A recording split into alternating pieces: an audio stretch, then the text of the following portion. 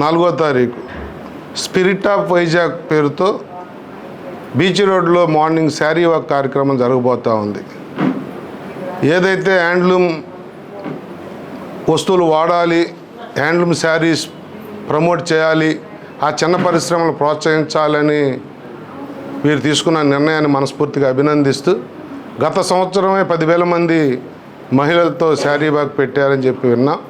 ఆ తర్వాత పెద్ద ఎత్తున ఆ నెక్స్ట్ డే పేపర్లో కూడా టీవీలో కూడా చూడటం జరిగింది. దానిని మించి ఈ సంవత్సరం జరగాలని చెప్పి వారిని మనస్ఫూర్తిగా అభినందిస్తూ, మరి చిన్న పరిశ్రమల్ని ప్రోత్సహించాలి అనే దాంతో